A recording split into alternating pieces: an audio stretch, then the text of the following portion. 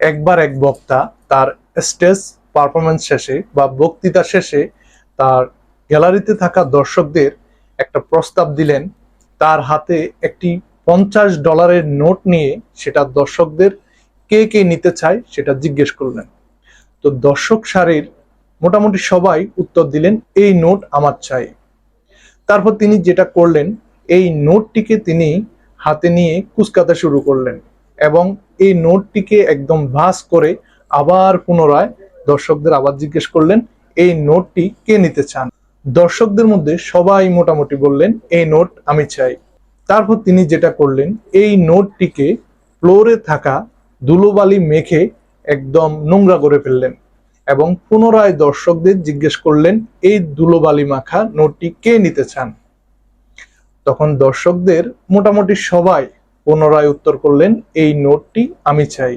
অর্থাৎ দর্শক গ্যালারির সবাই নোটটি পেতে আগ্রহ প্রকাশ করলো। তখন এই বক্তা তার দর্শকদের জিজ্ঞাসা করলেন, এই ধুলোবালি মাখা নোংরা নোটটি আপনারা কেন পেতে চান।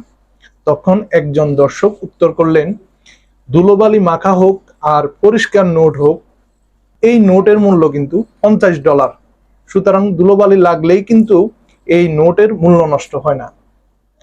এই ঘটনা থেকে এই বক্তা তার দর্শকদের বুঝালেন, ধুলোবালি মাখা যেরকম একটি নোটের মূল্য নষ্ট হয় না, তেমনি আমাদের জীবনও ঠিক এই নোটের মতো। জীবনে বিভিন্ন ঝড় ঝাপটা, দুঃখ কষ্ট, যন্ত্রণা, লাঞ্ছনা, বঞ্চনা আসতেই পারে, ঠিক এই নোটের ধুলোবালির মতো।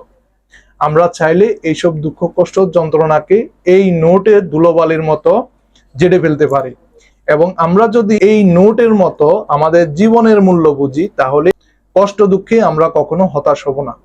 সুতরাং এই নোটটির মতো আমাদের জীবনেও যত ঝড় ঝাপটা বঞ্চনা যাই কিছু আসুক না কেন, আমরা যদি আমাদের জীবনের মূল্য বুঝি, তাহলে আমরা সামনে এগিয়ে যেতে পারবো।